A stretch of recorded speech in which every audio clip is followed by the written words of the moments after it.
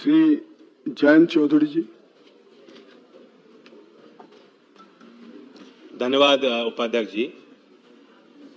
ये जो आज सभी दल के नेताओं ने इस बिल पे अपनी भावना व्यक्त की, ये चीज काफी रेयर है कि सब लोग इस कानून में आपके सहयोग के लिए खड़े हुए हैं। मैं भी इस बिल का पूरा समर्थन करता हूं, लेकिन मैं आपको चेताना भी चाहता हूं क्योंकि आप खुद मंत्री जी बहुत संवेदनशील हैं, सामाजिक न्याय के विषय को लेकर गंभीर हैं, इन बारीकियों को अच्छी तरह समझते हैं।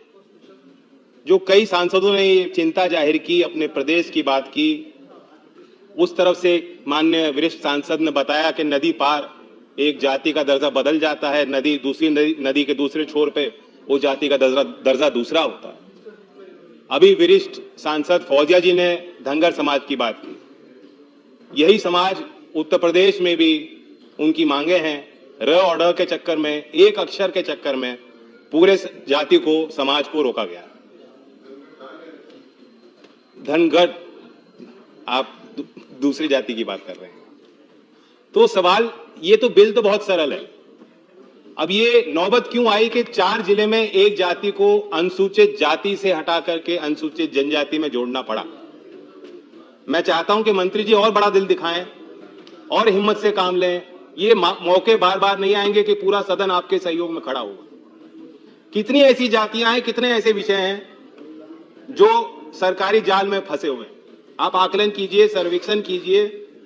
मैं कोल जाति की बात करना चाहता हूं। लगभग 7.5 लाख कोल समाज के लोग उत्तर प्रदेश में विराजमान हैं। पूर्वांचल के कई जिलों में विराजमान है, मिर्जापुर, सोनभद्र और कौशाम्बी, बुंदेलखंड के कई जिलों में कोल समाज है। और उनकी भी यही मांग है कि हम आदिवासी लोग हैं, हमारे पूर्वज शबरी जी थे, हम जंगल में रहते हैं, भूमिहीन हैं, हमें वंचित रखा जा रहा है और हम जनजाति के इस श्रेणी में आना चाहते हैं। ये 2002 में सरकार ने चिट्ठी लिखी थी, प्रदेश की सरकार ने केंद्र सरकार को। 2013 में कोल समाज के आर्थिक और सामाजिक स्थितियों पर दोबारा अध्ययन हुआ, विचार हुआ। 2014 में फिर चिट्ठी लिखी गई। तो प्रस्ताव आपको सरकार जब भेजती है, तमाम कई राज्यों में से आपको प्रस्ताव भेजे गए हैं, कई जातियों के विषय यहाँ सांसदों ने उठाए हैं। मैं चाहता हूं कि थोड़ा बड़ा दिल करके, हौसले के साथ मंत्री जी आप फैसला लें और एक बड़ा मसौदा तैयार करें जिसपे हम लोग सही रूप से अपनी बात रख पाए। जो हमारे वरिष्ठ सांसदों ने बात रखी कि आज तो हमें पता ही नहीं है क्या स्थिति क्या है। 4 बच्चे हैं और 3 को भोजन दे के संतुष्ट हैं। जब तक हम आकलन ही नहीं करेंगे, जो आंखों पर पट्टी हमने बांधी उसे उतारेंगे नहीं और देखेंगे नहीं क्या स्थिति है।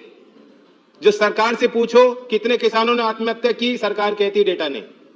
अनएम्प्लॉयमेंट में सवाल होता है सदन में, सरकार कहती है डेटा नहीं। जो किसान शहीद हो गए किसान मोर्चे पे, उसका कोई डेटा, कोई जानकारी सरकार पे नहीं है। कम से कम इस मसौदे पे जो जानकारी आप इकट्ठा कर सकते हो उसे तैयार कीजिए। जाति गणना के समर्थन में मैं आज सदन में खड़ा हूं।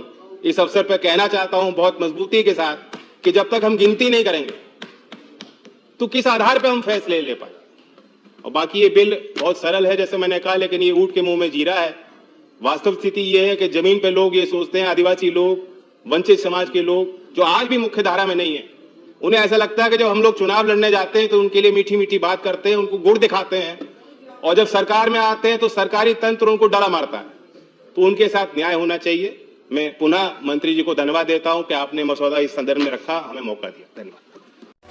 करना है अब हमको, हमें कैसा भारत चाहिए।